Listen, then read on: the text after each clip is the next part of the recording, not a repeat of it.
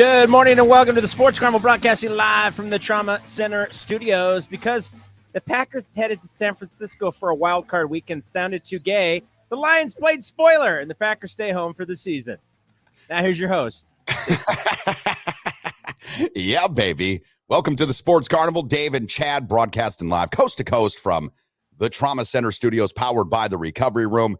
The Green Bay Packers officially eliminated from playoff contention. And Chad, the Seattle Seahawks, who came into yesterday's game with a 6% chance, a 6% chance to make the postseason, kick a field goal in overtime after one of Geno Smith's worst games I have seen him play this year.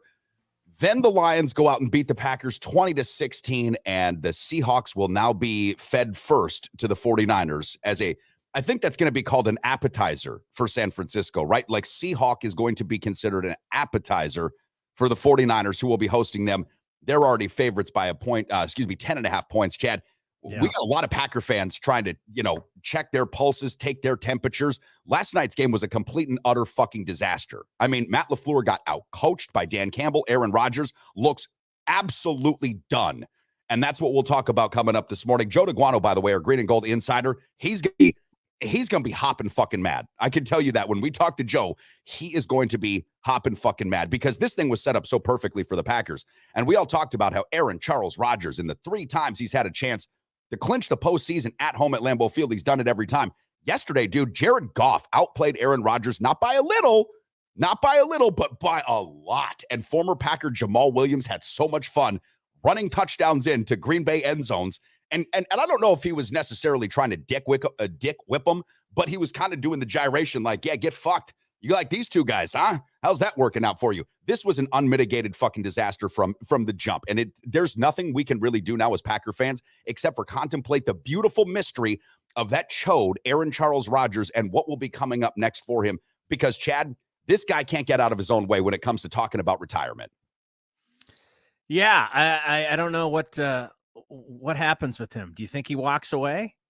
It's a beautiful mystery. That's the way that I voted on this morning's poll question. Yeah, so go to our Twitter feed, go to our Facebook group page, take this morning's poll question. I don't know, dude. If he leaves, the Packers are going to eat like $68 million in dead cap money. Yeah.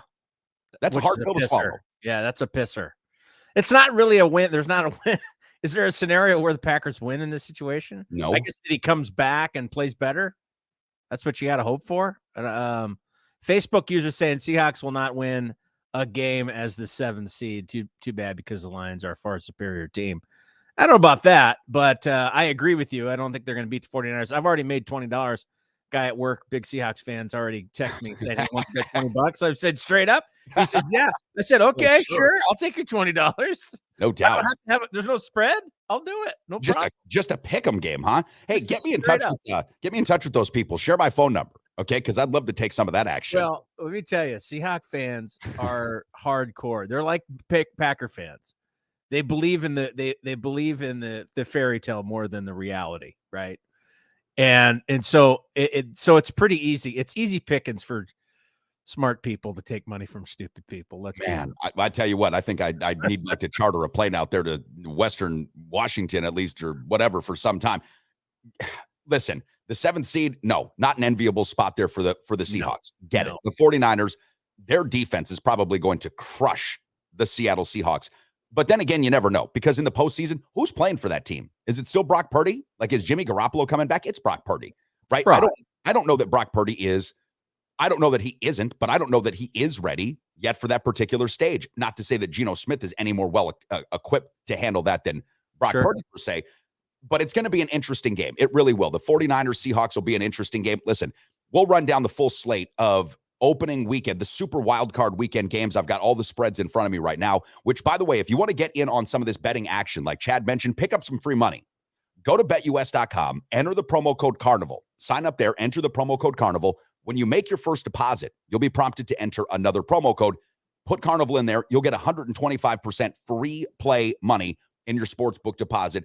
That's our gift to you. So take advantage, like Chad did, of free money when it's out there. But there's going to be an upset or two in the playoffs, right? We've seen that every single year. It may not be Seattle over San Francisco, but one team is absolutely going to upset the apple cart in this super wild card weekend, and that'll just continue on. It's really unfortunate, though, Chad. that it's not the Green Bay Packers, because this Green Bay Packer team, the Lions and the Seahawks both needed things to happen in order for them to make the postseason. The Lions were already eliminated from postseason contention when they played Green Bay last night. That Seattle team meant the Lions were out. So what they were playing for was professional pride and a chance to be spoiler. And this is something that Packer fans didn't really want to contemplate too much. Who cares if the Lions weren't making the playoffs? They could keep Green Bay out of the playoffs. That in and of itself was enough motivation, it felt, for the Lions to go ahead and do what they did. And congratulations to Detroit. They have turned it around from being one of the worst teams in football and starting off this year 1-6 to being a team that is 9-8, and they have a bright future. The Chicago Bears, I know Marengo Mike was checking in here from Marengo, Illinois. The Chicago Bears are also a big winner this weekend. The Houston Texans win a football game yesterday. You're thinking, how? Well, what that did is help those Bears, who lost to the Vikings, clinch that number 1 seed. And we talked about this briefly last week. The Bears aren't going to pick number 1 because they don't need a quarterback. Right. And Young's going to go number 1. So the Bears get to, ostensibly, I would assume, move back a couple of spots, take even more draft capital in, possibly players, and you combine that with $120 million or so in free agency. Where's the pathway for this Packers team as far as the future is concerned? Like, where's the forward going to be? We've got a lot to unpack here this morning on the Sports Carnival, broadcasting live again from the Trauma Center Studios. Green and Gold insider Joe Daguanno joins the program, as he's always done, at 8:30 in the morning here on the Sports Carnival. We'll talk about the Green Bay Packers' Aaron Rodgers and his possible retirement when we come back here on the program. Stick around. What can I say? The Recovery Room on 7th and Mississippi Street is not only my favorite bar in all of downtown La Crosse, Wisconsin, it's my favorite restaurant in all of downtown La Crosse, Wisconsin. Breakfast served 8 to noon, Saturday and Sundays, daily specials, incredible cocktails, and the best damn wait staff in the entire city. My buddy Matt knows how to treat you right, and that's why when you go to the Recovery Room on 7th and Mississippi, you're always going to have a great time and a great meal with a great cocktail. So if you haven't been in a while, or perhaps you're just regular and you want to stop in again, make it a thing. I'm there every single week. How about you? Coming to Fox this fall, it's the Bench Brothers. Talking about that street clothes and West Brick. They're getting down on the bench. The Bench Brothers, brought to you by Big Dick's Hoagie Heaven. Remember, ladies, the first 6 inches is free. And by Don Francisco's. At Don Francisco's, if you're up all night, so are we. Street clothes and West Brick. They're getting down on the bench.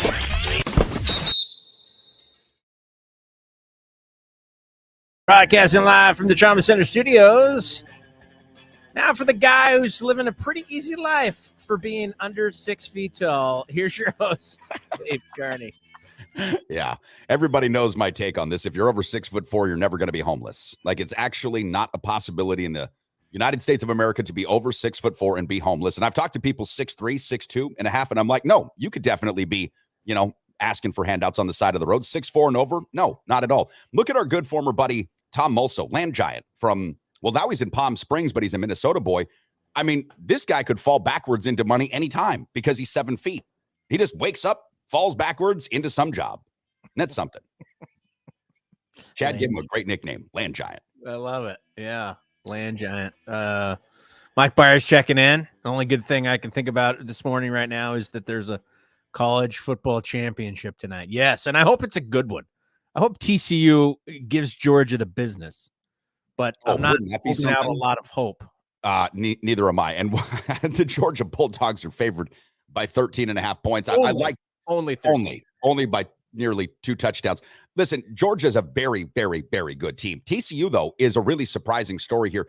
I don't know if this is the first time in history, but I want to say that it is. A team that was picked to go 7th in their conference is in the national championship. TCU was picked to go 7th in the Big 12. They're in the national championship. And this Max Duggan kid, or Dugan, how do we pronounce his last name? Dugan or Duggan? Duggan. I call him Duggan. Okay, so Max Duggan. This guy's got some upside in the NFL, perhaps, because he's got some wheels. He can throw the football. He's definitely not going to get confused with, who was their last good quarterback? I want to say Andy Dalton was probably the last. Yeah, was probably the last really good quarterback for TCU. He won't get confused with Andy Dalton, who was a pocket passer, but Duggan's got some wheels. Stetson Bennett for Georgia. That's another really good quarterback. I feel like Georgia wins this one, but I didn't see TCU coming out and beating Michigan either. No, I didn't see that happening. No, I didn't. I don't think anybody really did. I thought Michigan would have handled them pretty easily. So that was an impressive win. And Sonny Dykes is a great coach, and anything's possible. I'm just hoping for a good game. I hope it's not a blowout. I mean, 13 points is like, wow. I don't want it to be 2 touchdowns. I want it to come down to a field goal. Yeah. Nail biter. Joey Miller thinks that he likes the over 64 tonight. I don't disagree with that. I think there's going to be a lot of points put up. Georgia's just, I mean, they're just so dominant. And that win against Ohio State, that comeback win against Ohio State was just unbelievable. And I just don't know if TCU has enough firepower to get it done, to sustain that for 48 minutes. I just don't know if they can do it, but I sure hope so. I'm always pulling for the Cinderella. Always. Sure. I like that kind of story. I like Sonny Dykes. I like Dugan. I think this is a good team. It's a fun team to watch, and it would be unbelievable if they won the game. I think most people would be blown away if that happens. Well, Vegas would lose a fortune, first of all, which is fun. And I'm always happy to see like Vegas guys lose a ton of money just because I don't live there anymore. So I can say that, right? The other thing that would be cool too is Sonny Dykes is setting up, an absolute unprecedented coaching run here. This is his first year at TCU. Like Sonny Dykes just got the job this year. So in his first year as head coach of TCU, a team that was going to go 7th in the Big 12, they're in the national championship. Now, Badger fans, don't get mad at me when I ask you, why can't we do that? Because now, of course, we've got a new head coach in Luke Fickell that's coming in and hopefully gets to turn the program around like that. The lightning speed in which Dykes has taken that TCU team from where they were, which is an afterthought. I mean, last year they were a complete afterthought to the national championship, is spectacular. And don't worry, we'll get into more national championship talk as the program progresses on. If you are just jumping aboard this morning, welcome.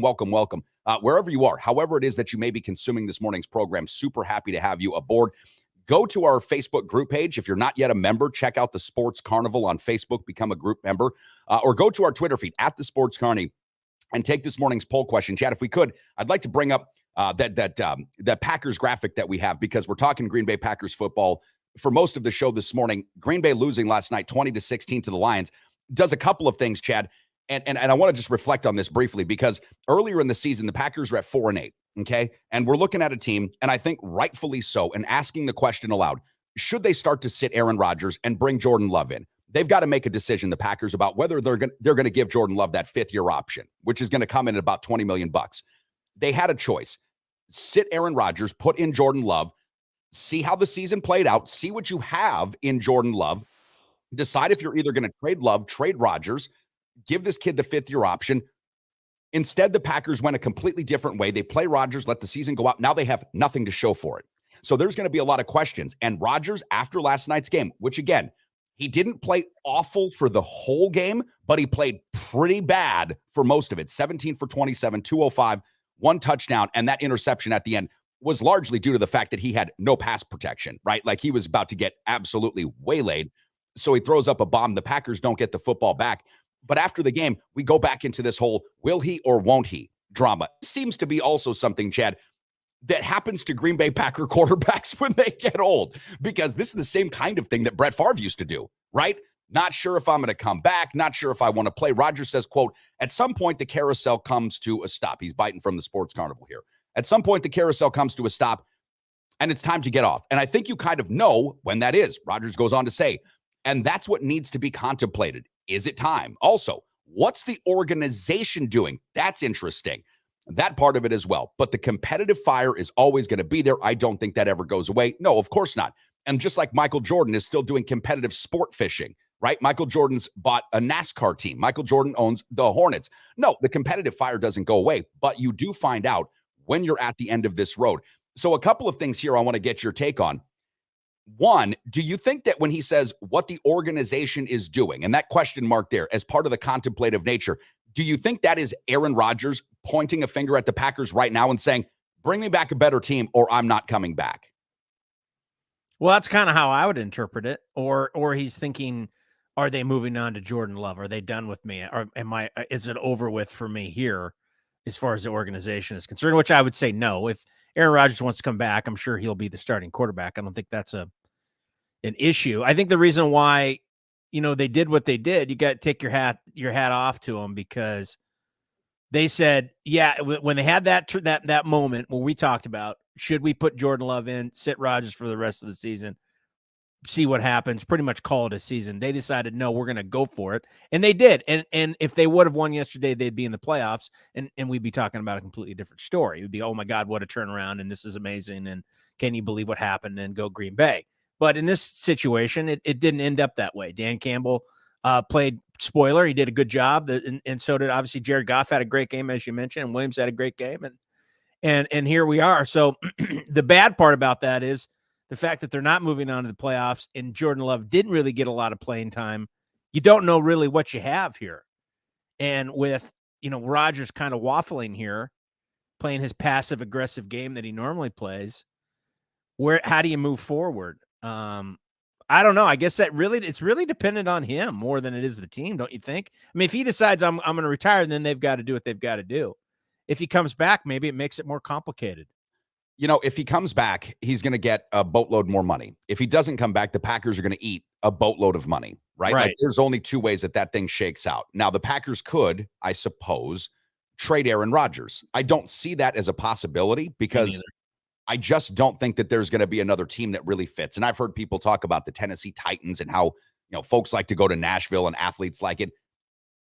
Listen, it's not 100% a no, because I didn't think Tom Brady would go play at a stadium that had a toy ship in the whatever I wouldn't say outfield, but I didn't think he'd go to a place like Tampa Bay with that toy ship there in the stadium. So I can't say for sure that Rodgers doesn't go anywhere, but it doesn't feel like it. I know that Jeff Schneider Tax and Accounting, was checking in and said Rodgers will come back once he takes a look at next year's schedule. Maybe. But here's the thing, and this is where Packer fans aren't going to really like this narrative for the next few years. The NFC North is no longer an easily won division for the Green Bay Packers, right? The Minnesota Vikings, while they're not a great team, they're not going anywhere. They've got a new coach. They've got a lot of skill players. The Chicago Bears, like we talked about, are number one pick in this year's draft, are going to get a ton of draft capital. That Roquan Smith trade is going to net them a ton of draft capital, and they've got a boatload of money to spend in free agency. The Lions, we just saw what they did to the Packers. This team is on the come. They're on the ascension. Where's Green Bay's easy 5 victories that they used to be able to count on in the NFC North? They're not there. And it's those kinds of 5 victories that if you are Aaron Rodgers, you start to look at and say, well, Minnesota's now a team that can beat us at least once, maybe twice. Chicago, who knows what happens next year? Detroit got them twice this year, which is the first time that's happened in God knows how long. This isn't going to be an easily won division. And I think that Rodgers is probably, Jeff, contemplating that. But I agree, if he looks at the schedule and says, boy, this thing's soft, he might want to try to come back. But there is something about just an athlete knowing when it is time. And not to say that Rodgers and Brady are comparable, because Brady's got a certain kind of, he's the Michael Jordan, the Kobe Bryant, those myopically focused individuals that don't care about their wives or their children. They care about fucking football or basketball or whatever. Rodgers ain't that guy. That's not who he is. As good as he is, that's not his way of going, his modus operandi. So, I think that we could be looking at a much more contemplative Aaron Rodgers when it comes to truly retiring, which I don't think he was considering before. And the play on the field this year, Chad, I watched him in person against Chicago. I had friends that went to see him all season long at Lambeau Field. He doesn't look like the same guy. I mean, he's missing throws, he's overthrowing, he's underthrowing, he's hitting the dirt. It's not all the receiver's fault. You know what I mean? It really isn't. You watch these tapes, and again, 17 for 27 last night, 205. I don't know. Are you telling me Jordan Love couldn't do any worse than that? I mean, really? Right. Could he not do worse than that? Well, I knew the game was over with when, I can't remember who the sideline reporter was, but the sideline reporter was talking about how Aaron Rodgers, re-injured his thumb against Minnesota, and it was still kind of smarts, and it was hurting him a little bit. I knew right then, I was like, this is over with. When they start making excuses for Rodgers in his thumb, I knew that it was the end, and obviously that's what happened. And Morning Wood was checking in here talking about how, he says, can we stop talking about what we have in Jordan Love narrative? They know what they have in Jordan Love, which, yeah, I guess yes and no. Does the league know? Is he a trade piece? Here's the other way to look at this. There is a silver lining here. Look how well the defense has played the last couple of weeks. Sure. How they've turned that around. Christian Watson, what a great story Christian Watson has been. Possibly offensive rookie of the year candidate, which is great. He's in the running, I would say. Sure. I think, the way Dylan has played, the way that Aaron Jones played, there's a lot of upside to this team as well. It really, just revolves around the attitude and the desire of Aaron Rodgers at this point, which kind of sucks in a lot of ways, right? Because of just his, I don't know, like again, his passive aggressive nature. And you just don't know where he's coming from. And he's kind of out there a little bit. But you know what? It's pretty fresh, obviously. You got to give him some time here. Sure. It would suck for the Packers to have to eat that money, though. Well, it really would. And I want to pull this up. Jeff Zelke is checking in here and says, Rodgers killed his trade value. His contract is absurd, and we won 4 meaningless, pushing the Packers out of the top 10 in the draft. Exactly. The Packers need inexpensive talent, and we fucked it all up. And Jeff, listen, man, that's kind of the way that I'm looking at it, too. I have a hard time, though, completely pushing back on what Rodgers and the Packers did, Chad, because, again, they came into yesterday's contest, Sunday Night Football, with a clear path to the postseason. Win and you're in. They controlled their own destiny. So in that respect, I mean, I can see two parts of, I can hold two opposing thoughts in my head at the same time. Yes, the Packers fucked it all up. They need inexpensive talent. They're not going to get it, and they're out of the top 10 in the draft. But if they would have won last night, which I think all of us categorically here on the program, and we'll talk to Joe Daguanno, our Green and Gold Insider, coming up in less than 10 minutes. I think we all thought the Packers would beat the Lions at home. Lambeau Field, tough place to play. And excuse me, you saw early on the Green Bay faithful giving the Detroit Lions some trouble, right? Like some things that were giving the Lions trouble. The Packers fans were being really loud. But in large part, I thought the Packers killed themselves last night. And it wasn't just Rodgers. They got out-coached. Dan Campbell out-coached Matt LaFleur on all phases of the football last night. The defense, which has been improving, gave up huge chunk plays. How many fourth downs did Detroit convert last night? And if it's 4th and 1, why are you playing 7 yards off of a receiver? Right. Like, what are you doing? There were certain things that I was just flabbergasted by. And again, not to beat this dead horse, but the Packers' success rate when they run the football 60+% of the time is so great that I don't care what happens early in the game. And I was talking about this with a guy at a bar yesterday, Leo and Leona's, which is out here. We were kind of doing a little whip around throughout the area. And I was talking to a guy about this. Run the football. Take the air out of it. Do not give the Detroit Lions an opportunity to beat you. And you'll still get people that assume that Rodgers, because his name is Aaron Rodgers, is still 2010 Aaron Rodgers. He's not that guy anymore. And to expect the same thing, that's the definition of insanity, is expecting the same thing over and over again when Rodgers keeps getting older and older. There is not a narrative in which I can see that Matt LaFleur should have or could have gone away from the running game. Then you look at the undisciplined actions of Quay Walker when he pushed that that was dumb. That was stupid. I mean, and what are you doing? I mean, the guy, he was moving Quay Walker out of the way. Quay, you might be able to push a player. You can't push a guy on the medical training, the medical staff or whatever. You can't do that. And so when he gets ejected, you're looking at another big, just mental blunder. And that's where I will say coaching comes into play here, right? I've seen, and we've talked about this, Jair Alexander on occasion make really boneheaded decisions with respect to getting involved with referees and players. That's the kind of thing that happens generally, Chad, when you see a team that doesn't have a strong head coach, right? That's the type of stuff you used to see from the Raiders. They led the league in penalties every single year, right? Because they were undisciplined. This is what you see in basketball when you have players getting technical fouls every single play. Like DeMarcus Cousins probably got 3 coaches fired because he was just such a hothead. So there are things going on inside 1265 Morningwood that I just don't think are ringing all the way through. And I'm not saying LaFleur's a bad coach, but how great of a coach is he? Because, when you've got a guy like Rodgers and you can win 5 games in division minimum because the division sucks. And the first couple of years that LaFleur was in town, the schedule, to go back to Jeff Schneider's point, the schedule was soft as a Twinkie filling, man. And even in LaFleur's first year, they had a hard time beating the Washington football team and other really, I don't know, low to middle tier clubs. We've got to see what this Green Bay Packer team is going to do, and we've got to see what Rodgers is going to do. I want to get this poll question out here again. We're getting a ton of votes coming in on our Facebook group page as well as our Twitter feed at the Sports Carney. Do you think Rodgers will retire? Yes, no, or it's a beautiful mystery. Chad tied on our Twitter feed. 37.5% of respondents say yes, and it's a beautiful mystery. 25% for no. Our Facebook group page, let me check over here. We had a lot of different ways people were going. So 56% of respondents say no. 26%, it's a beautiful mystery. Only 18% are saying yes. Mark Forsberg checking in here. Mark's a big Packer fan, says we can only hope that Aaron Rodgers retires. So listen, Packer fans this morning, and I think the Packers in general, Mark Murphy, Brian Gutekunst, Matt LaFleur, they're probably all having to do a lot of examination, soul searching, and I would assume talking to the representatives of Aaron Rodgers, right? Because didn't Joe Daguanno tell us that Jordan Love and Aaron Rodgers have the same representation? Yes. So there's, I'm assured, a conversation going on right now between that particular representative and the Green Bay Packers and what is going to be the case. Now, maybe there is nothing to know right now because it's too fresh. At the same time, if I'm Green Bay, I'm not wasting time waiting for this to happen. If Rodgers says, I don't think I want to play with you guys anymore, but I'm not sure that I want to play, trade him now. I mean, figure something out, and I don't care. You might have to eat 30 of those $68 million, but get rid of him. If he thinks that he just doesn't want to play football anymore, fine. But that would really put the Packers, Chad, in such a bad way. I was wondering about this.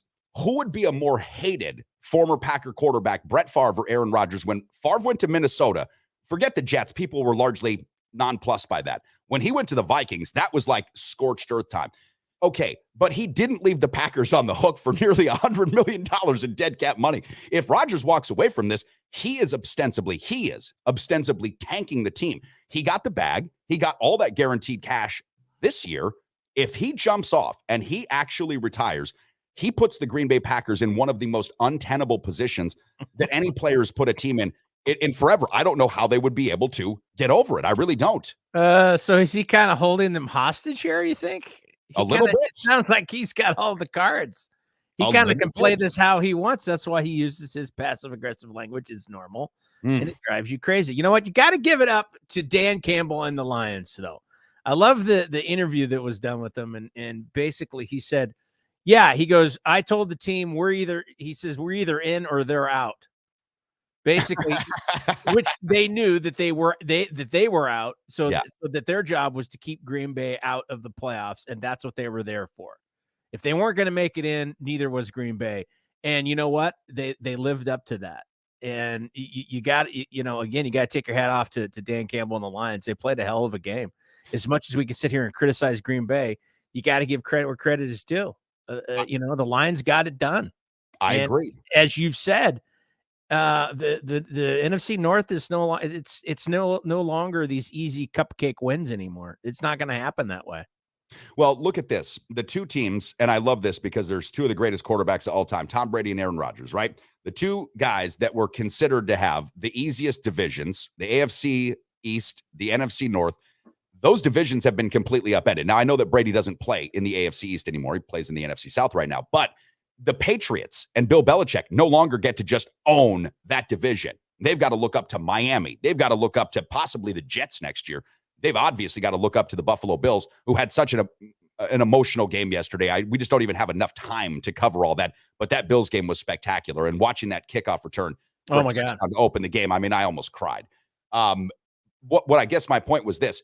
When you've got these two divisions with two of the great quarterbacks of all time that have largely been run by those two quarterbacks in the organizations, when that time changes, you start to see the need for a change in a holistic way from the quarterbacks that used to be on those teams that ran the divisions into something else. And this is where Packer fans, again, we can't get too down today because the Packers did nearly make the postseason. We didn't think that would happen. This was still a great story for a Green Bay Packer team. But the future of the NFC North is very much up in the air when it comes to how Green Bay fits into this slot. Minnesota's not going anywhere. Detroit is on the come.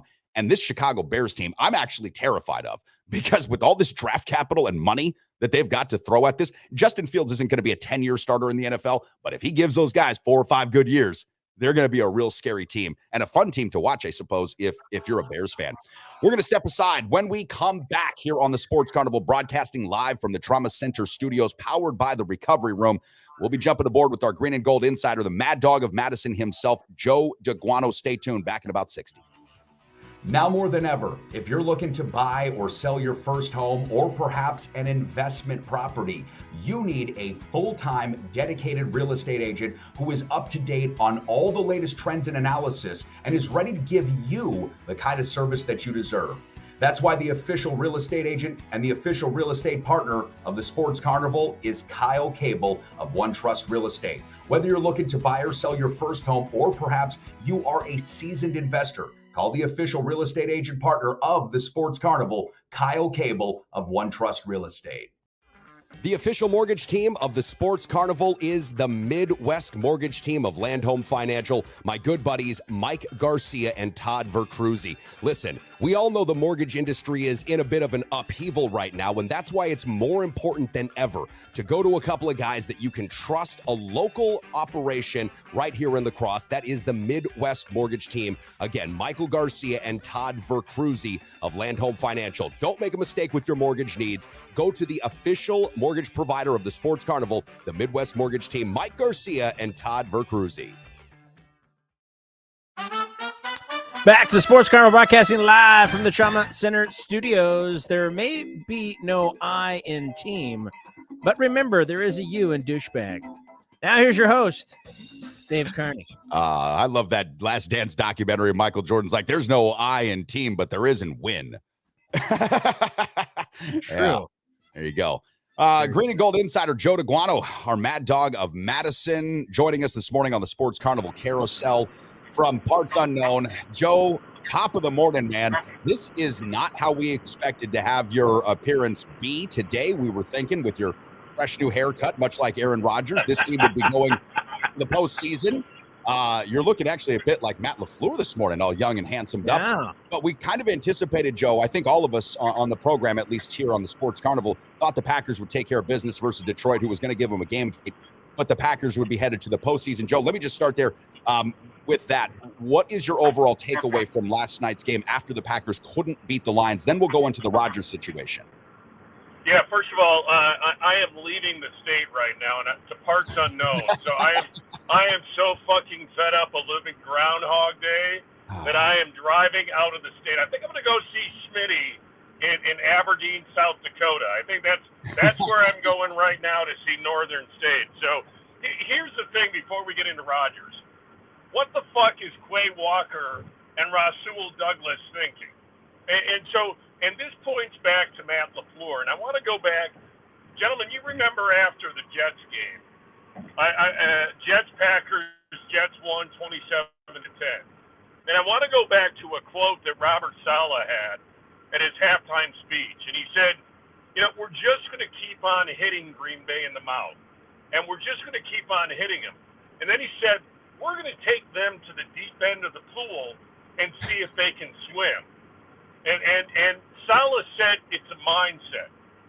And so when you look at Quay Walker, this is the second time the young man has been kicked out of a game for shoving not even a player on the field. And so what happened to Quay Walker after that Buffalo game? Absolutely fucking nothing. And so then you got Rasul Douglas, who's cocking off and thinks, well, I'm not going to let them get a practice kick in. And he then gets penalized 15 yards. Where's the discipline on this football team? Where's the accountability on this football team?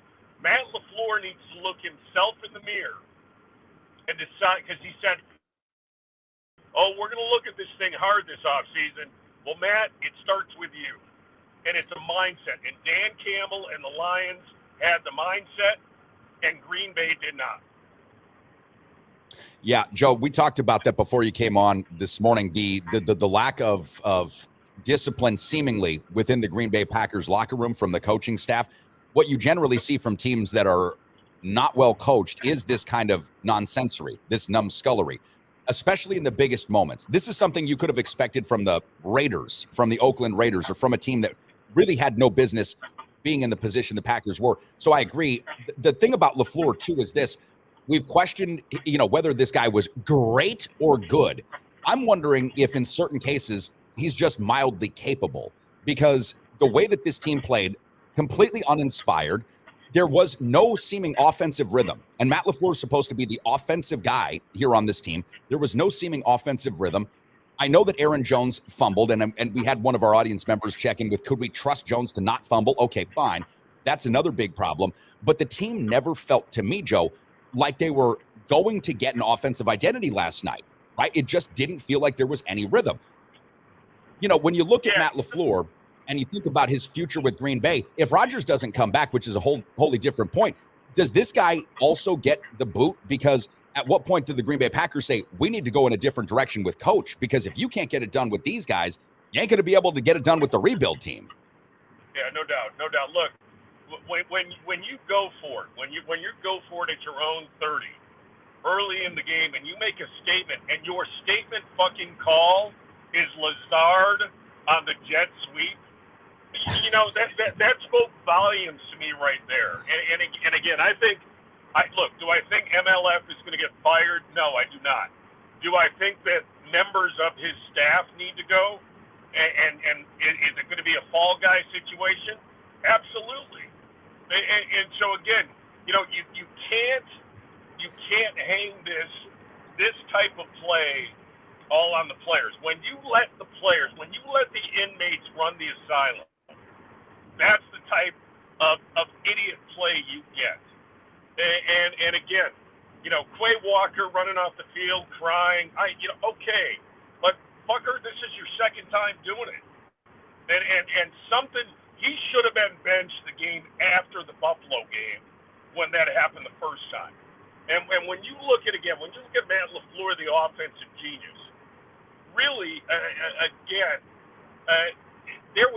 there's no rhythm when you continue to get in the red zone. Green Bay, last in the NFL, you guys, last in the NFL on goal-to-go situations. Crazy. At first, last in the NFL in converting. And he talked about it in his presser after the game that, they had us covered on our play when Rodgers broke out of the pocket, and then A.J. Dillon thought he was going to continue running. And all LaFleur had to say is, yeah, they had us covered on that play, so we had to improvise. Well, again, it's the same problems game in, game out with this Packer team and with this Packer offense. And again, whether it be accountability, whether it be the offense, Matt LaFleur needs to look himself in the mirror. And first of all, does he have the mindset to win football games, to win big football games? And I'm starting to question that. There's a real difference, and we've all talked about this, between being a coordinator and being a head coach. And yep. Matt LaFleur as a coordinator might be a really good coordinator, and he might have a lot of really smart ideas. But being a head coach is about being an administrator. It's about being a leader of men, as you have mentioned many times here, Joe, because listen, these are grown men playing with their lives on the line, as we saw from Damar Hamlin. Every single game, these guys go out there. There is a potential for grave risk and injury to your body and to your personal self. So you have to be a certain kind of leader of men. And not to pick on LaFleur and his stature. When you look at Dan Campbell, when you look at Robert Saleh, when you look at, even Kevin O'Connell for the Minnesota Vikings, you're looking at, and I don't know much about Eberflus, and they went 3-14 this year, so I don't want to get there. But when you look at the way that these coaches manage the men that are around them and the organization that follows these men, it is with an air of confidence that I've just never felt from Matt LaFleur. And not to say that Matt LaFleur can't do the job, but he was gifted one of the most talented rosters in the NFL. And he was gifted a quarterback who was playing with a certain kind of motivation after they drafted Jordan Love that propelled him to 2 MVPs. That's great. That's awesome. Mike Brown took LeBron James to the championship. Mike Brown's not looked at as a great coach, right? Where was that other guy that came over from Europe that LeBron took to a championship? Not in the NBA anymore. And for the NFL guys, it's largely the same. Bill Parcells was a great coach because he coached up a lot of different players. He took Phil Simms, he took Drew Bledsoe, he took these guys to great heights. And again, I'm not trying to call for Matt LaFleur's job because this is all very raw and very fresh. But what I saw last night was an undisciplined, unmotivated, and unsure football team that didn't feel like they had any sort of identity on offense or defense, for that matter. The Lions did only score 20 points, so give credit where credit's due, I suppose, to Joe Barry. But that felt a lot more like the Lions, game plan. They didn't want to give Rodgers more time. And the fact that the Lions, on a 4th down play, were able to get 7 yards of separation from a defender when the Packers needed to stop them. So with no timeouts left, again, bad management of timeouts, the Packers just simply were not ready for this. And that's the part to me that feels a little unacceptable. If I'm Mark Murphy, which I know he's not the owner, I'm asking these guys, what the fuck did you do out there last night? How did you let this happen? Yeah, no doubt. And real quick, we'll I know we got to talk Rodgers, but when Matt LaFleur said before the season, after Devontae Adams, that 80% of the offense ran through 17, that's lazy coaching. and I've said this, when you have transcendental talent like Aaron Rodgers and Devontae Adams, you get lazy as a coach. Because we've talked about this, but the difference between LaFleur and McCarthy was LaFleur wanted to scheme these guys open, that the scheme was going to work. Well, when he said 80% of our offense ran through 17, that's lazy coaching. I agree. Joe, let's go to that conversation about Rodgers. Our Facebook group poll question, as well as our poll question on the Twitter feed at the Sports Carney, is asking, after this loss in Rodgers' post-game press conference, obviously more speculation about his retirement. Do you think he will retire? Where are you at with that right now? Because we've got a split poll right now. About 35% are saying it's a beautiful mystery, 35% saying yes. Where do you land on this one? You know what? Before this run, I said it a long time ago, this team was going to end up 8-9. I didn't think it was going to be this way. But I thought, okay, LaFleur's keeping the locker room together. Rodgers has $60 million guaranteed. He's got some young talent at wide receiver, probably likes what he's seeing. I think Rodgers was going to stay. Now, with a loss like that, and it's ironic, gentlemen, that if Rodgers does retire, that Brett Favre's last pass as a Green Bay Packer and Aaron Rodgers' last pass as a Green Bay Packer, both interceptions. I think that's very ironic. Here's where my gut tells me right now. I think I've known all along this. Rodgers wanted to retire a Packer. He wanted to be known as the best Green Bay Packer quarterback. That has been his goal. I've known that for a long time now. Now, that being said, I think the way this season ended, I don't see Rodgers retiring. Because I think it's truly, I don't think he wants to be known as, wow, fucking Favre threw an interception on his last, so did Rodgers. I don't think Rodgers wants that legacy. And so I think Rodgers, probably based on that game, and again, he holds all the cards. Chad, I heard you guys talking earlier. If he doesn't want to be traded or retire, guess what, Green Bay? You got Aaron Charles Rodgers for $60 million next year. And I agree I saw Kyle come out on the Facebook chat talk about Rodgers didn't do this. Green Bay did this. Mark Murphy did this. Russ Ball did this. Brian Gutekunst did this. This one, just because Rodgers wanted it didn't mean you had to give it to him. So I think that it's either I don't think he retires. I think Rodgers is either in Green Bay or he plays for somebody else. I don't think he wants to retire with his last pass as an interception. Largely I agree with that take. The thing about Rodgers that's starting to, I believe, really come to the forefront is his, I think, wanton desire to be counter to whatever the narrative is. Chad, you're a lot like that. You want to root for the underdog. If somebody's zigging, you want to zag. I think that Rodgers is almost at that point now where that means more to him than almost the game of football. And I know that sounds crazy, but I was talking to a friend last night during the game, and they said Aaron doesn't look like he loves football anymore. It doesn't look like he loves it. Now, I can't speak to that because I think that Aaron probably needs to love football to play it. But, at some point, the overall motivation that you had when you were 24 isn't there when you're 34, let alone 39, right? I could see Aaron Rodgers making a wild statement and saying, I'm done.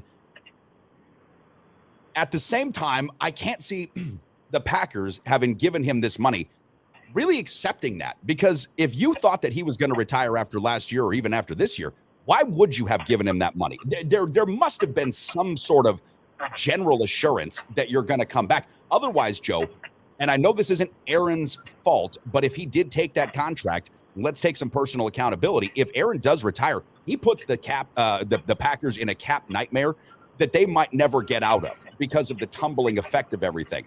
I just don't think that if his legacy is a Green Bay Packer quarterback is going to be a great one, he can't retire. Because if he does that to this team, then he completely dooms them. And he would be looked at, I think, and we talked about this earlier, Chad and I think he would be more reviled than Brett Favre was when he went to Minnesota, if in fact he retires. Yeah, Rodgers has always wanted to be the anti-Favre, all right? regardless of the handshake at the NFL awards ceremony, regardless of all that shit, you know, and you know, I know for a fact Rodgers used to go to a bar in Eau Claire and they had a shot called to Brett Favre. And Rodgers proclaimed at the bar, Rodgers said that this fucking shot's going to be called the Aaron Rodgers by the time I retire. So I think, again, legacy is very important. But here's the good news, Packer fans. At this point in time, we're only $40 million over the fucking cap this year. So good news. Good news. So, yeah, it's going to be a mess. It's going to be an interesting offseason. I do think Rodgers will decide relatively soon. He said that, you know, he doesn't want to hold the team hostage, making a decision, you know, dragging it on, et cetera, et cetera. I do think we're going to find out within the next month and a half. But the bottom line is we're back to where we were last year and the year before and the year before, and it's just fucking Groundhog Day all over again. Joe, as we let you drive off into the sunrise, you're leaving the state of Wisconsin. Joe V checks in here. Joe V, big Packer fan, says the Packers just completed the almost impossible trifecta of 1, missing the playoffs, 2, ending up with a middling draft slot, and 3, not getting a meaningful look at a potential franchise QB. Yeah, it's almost hard to get all of those things accomplished in the same season, and yet the Packers have figured out a way. My friend, I appreciate you joining us from Parts Unknown this morning. As always, we appreciate your sage words, wisdom, and I would say, general outlook on the Green Bay Packers. If, in fact, we get news that anything does bubble up, we'll be sure to ring you back this week. You good with that? Absolutely, man. Listen, South Dakota is beautiful this time of year, and I don't have to worry about any fucking Packer talk or anything. So right. I'll be seeing Coach Schmidt in Aberdeen soon, and I'll get the hell out of this state because I'm tired. I've said it before. I said it after the Jets game. I'm so fucking sick of this. It's just Groundhog Day over and over again. But yeah, you can buzz me at any time and just hey, Packer fans, $40 million over the cap. Life's good. Life's good. Go Pack, go. Thanks, Joe. We'll talk to you. Go. We'll talk to you again next week at the latest here on the Sports Carnival. Chad and I are going to take a quick break, and when we come back, let's talk some national championship football. Chad, we've got the Georgia Bulldogs and the TCU Horned Frogs coming up tonight, 6:30. That should be a good game. Total 63-64. I think 63.5 is where we're at now. So we'll talk about the national championship game. Continue to update the poll question. Stay tuned. Back in about 60. Preferred Insurance is the official auto, home, business, flood, and life insurance agency of the Sports Carnival, serving folks in La Crosse and surrounding areas with licenses in Wisconsin, Minnesota, and Iowa. As an independent insurance agency, Preferred Insurance is free to find the very best insurance for you, your family, or your business needs. Call my friends at Preferred Insurance today and set up a free consultation. Remember, working with an independent agency means Preferred Insurance works for you, with you, to find the best solutions at the best prices. At the Little Doobie's Pizza, we kill 2 stone birds with 1 rock every time with our hand-rolled Doobie Deluxe for only $49.95. That's a street value of over $75. No way! The Doobie Deluxe is a hand-rolled 18-inch pizza that will blow your bone-resined mind. Whoa! Topped with the sausage, black olives, extra cheese, and about a half ounce of the finest kush at east side of San Bernardino. Dude, give me another slice. Because at Little Doobie's Pizza, we put a little TLC in our THC. And right now, for a limited time only, get an order of crazy cannabis bread for only $10 with an order of a Doobie Deluxe at the street value of over $22.50. You know what we say at the Little Doobie's Pizza? Why get stoned then eat when you can do both at the same time? Doobies. Back to the action live from the Trauma Center studios. This is the Sports Carnival. Remember, money won is twice as sweet as money earned. Now here's your host, Dave Carney. Yeah, I like that. Money won twice as sweet as money earned, which means this is a great segue. BetUS.com. Go to BetUS.com. Get yourself some free money, and you can win some money as well. When you enter the promo code CARNIVAL on your initial deposit, you'll get 125% free play money in your sportsbook wallet as a gift from us here on the Sports Carnival. Speaking of gifts, we've been given a ton of gifts here by our amazing supporters. The gift of continuing this program, Kyle Cable, One Trust Real Estate sold my house, Chad, in 2 days. I can't believe it. I'm looking at my calendar. I move in 11 days.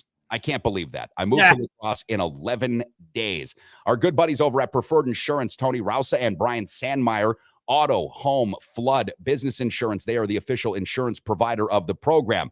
Mike Garcia, Todd Vercruzzi, the #1 mortgage team in Land Home Financial. They are the Midwest mortgage team here for all of your mortgage needs. Again, you talk to Kyle for your real estate, and you talk to Mike and Todd about getting and securing that mortgage. If you happen to get in a little bit of legal trouble, we got you covered too. Sean O'Neill, the O'Neill Law Firm, official law partner of the program. And then, of course, for all your needs around the house, Joe's Helping Hands Landscaping is there for you. Snow removal, dog poop removal. In the summertime, you got grass that you need cut. Joe's Helping Hands Landscaping there for you. Jeff Zelke answering a question, Chad, that I posed to you as well as Joe Daguanno about whether or not Rodgers would be more hated than Brett Favre if, in fact, he retires and leaves the Packers with this boatload of dead cap money. Says it would be a close call between which quarterback is hated more. One takes money from the poor, and the other just made us poor. Wow. That's a great shot. Jeff, Nice. I gotta tell you, if you didn't know, Jeff, you were the catalyst for one of our promotional clips last week. Jeff had a great zinger about the Green Bay Packers. And if you follow us on social media, which is at the Sports Carney across the board, all right, anywhere you get your social feeds, that's where we're at. Jeff was actually given a nice little Packer shot. It was, what was it? How many Packer players does it take, or how many Packer fans does it take to change a light bulb, right? 100 of them. One guy changes it, 99 talk about how great the light bulb used to be, the old light bulb. Jeff, you're on fire. But I think that it would be a toss-up, man. Aaron Rodgers, Brett Favre, one taking money from the poor, one just making the team poor. That's a good one. Yeah, the more I think about it, I don't think he's going to walk away from it. I agree with Joe. His ego's involved, and he doesn't want to go out on an interception. And obviously, I don't think he's a total asshole. I mean, he realizes he took that money and what position that puts the team in. But I do think he's going to use that leverage to convince them to surround him with better guys, right? And how? I don't know. How? I don't know. Because they're $40 million over the cap right now, which means, right, aside from Rodgers, Green Bay's getting out there. They're getting out their ledger, and they're going to have to start cutting dudes like right away. They're going to have to start cutting dudes because before March comes, you got to be under that number, or I don't even know what the ramifications are. They start taking away draft picks, I think. So the Packers need to get this thing figured out. And that's one of the things that, Kyle Wood was mentioning, Joe Daguanno was mentioning. It's not that Rodgers did something to the Packers. The Packers gave him something. I was advocating years ago, and this was not a popular take, especially from the likes of guys like Jeff Schneider Tax and Accounting, who are Aaron Rodgers apologists. I was of the opinion that when Rodgers' last contract was up, before he got this one or even the one before that, franchise tag this man into retirement. If that's what this needs to be, he's going to get a top market rate every single year, right? It's like Michael Jordan's last few seasons with the Bulls. He kept signing one-year contracts for $30 million apiece, unprecedented at the time. Now a seemingly normal number in the NBA. But basically, that's what Rodgers would have been getting, is about $25, $30 million a year, guaranteed money every single year. People told me, well, that would be just crazy. You'd upset it. So fucking what if you upset this guy? That's your property, essentially. In the NFL draft, you drafted this man, conscripted him to service. In the NFL, you own him for what it's worth. I mean, I know there's free agency, kind of, right? You're only a free agent once they stop franchise tagging you if they want to keep you. Right. And they can do that, I want to say, 3 times. So Rodgers could have been, in my estimation, franchise tagged into retirement and this is something because we had one of our audience members mention that his trade value was now basically shot anyways, which I would largely agree with because he's too old and makes too much money. The opportunity was there a few seasons ago when Russell Wilson was still good, ship this guy out. Or when San Francisco was basically openly asking the Green Bay Packers to take a look at the draft picks, which ones you want, and which players. Green Bay could have gotten out of it then. I understand that Aaron Rodgers, by all measurements, quote unquote, gives the Packers the best chance to win a Super Bowl. I mean, that's what we keep talking about. He gives them the best chance to win a Super Bowl. Okay, but how do you prove that in a vacuum? When you haven't been to a Super Bowl for 10 years, when Jared Goff has now been to the same number of Super Bowls as you, Matt Stafford's won the same number of Super Bowls as Aaron Rodgers. What proof is there that Aaron Rodgers gives you the chance to win a Super Bowl? I love it. It's so great. I don't know. Morning Wood's a little feisty today. What does he say? He says, Chad, if your employer gave you the biggest contract in the history of that company, of course you wouldn't care about the state of the company, right? You would take it. Well, Yeah, I mean, I understand where you're coming from, and it's been a whole show, and I haven't mentioned this name, but there was a guy named Larry Bird, Damn it, that it made it. retired. The day of, he knew exactly what day it was. All he had to do was wait one more day, and I think he got $4 million. And he retired before that because he says, "I'm not going to be out there to play for it. I can't play. I'm retiring. If I'm not going to play for it, I'm not going to take the money." Mhm. There are people out there they're very rare. There are people out there that do think that way, believe it or not. Not everybody thinks that the world owes them everything. So scruples are saying that there are people Yes. with scruples? Yes, and integrity, right? And they have a work ethic, and they believe that they have to earn their keep, which used to be an attitude that was pervasive in this country. And I know that that's gone to the wayside, and everybody's just entitled to everything. I don't think that way personally. I agree with your idea here, Morningwood. I understand what you're saying. Aaron Rodgers didn't do anything wrong, right? He asked for money, they gave it to him. Yeah, they have to own up to it. But at the same time, these guys, it's not like we're talking about, a guy making $20 an hour. This is millions, and he doesn't need the money. Aaron Rodgers is going to be fine outside of football, right? Yeah, No matter what he does, he's going to be successful. He's that kind of guy. He's owned or has a part ownership in 30 plus businesses. I remember looking through this. The guy is going to be absolutely fine. Yeah, categorically fine. Doesn't need the money. But to your larger point about, working for the money, being about that thing, that's where I have to believe, at least just a little bit, Chad, before we talk about this national championship game. That's where I have to believe that Rodgers and the Green Bay Packers and Rodgers representatives had a conversation, at least a conversation around, hey, we're going to give you a contract. It's X number of years. And they all know how the contract's going to play out, right? Like they all know what that cap ramification is going to be for the team and what that's going to mean for the player. I would just assume, and maybe this is a fallacy on my part, that conversation was had. And we need you for at least the 2, because, when you start to see the declining cap hits in years 3, 4, et cetera, okay, you can start to make an argument that maybe right, the time could be up then. But in year 1 and year 2 of this contract, that's not the way this was set up. So while I don't blame Rodgers for taking the bag, I mean, I would have taken the bag too. I would also do what you do. I would work for my money. We've got supporters of this program here. We mentioned them: the Midwest Mortgage Team, Preferred Insurance, Recovery Room, BetUS, Kyle Cable, Sean O'Neill, and Joe's Helping Hands Landscaping. We can't fuck these guys. They're supporting us. They decided they were going into partnership with us, and we have a job to perform for them in order to make that compensation work out. That's what I think that Rodgers is going to do as well. He's going to have to look at this as a businessman, but also as somebody who, in earnest did sign a contract. And I know that, again, we can't blame anybody for taking free money. I get that. But I would hope that Aaron Rodgers is the kind of person, at least on some level, that wouldn't want to dismantle the team that he's played for his entire career, that wouldn't want to make an absolute mockery of the team that has drafted him, that has cared for him, that has nurtured him, that has coached him up, changed that horrible fucking throwing style he had from Tedford out there in Berkeley, right? Like that needed to be scrapped. So I really would hope that wouldn't be the way that he goes out. The other thing here is, too, about legacy. And Joe mentioned Rodgers wanting to be the greatest Green Bay Packer quarterback. Well, that doesn't happen if you do that to the team.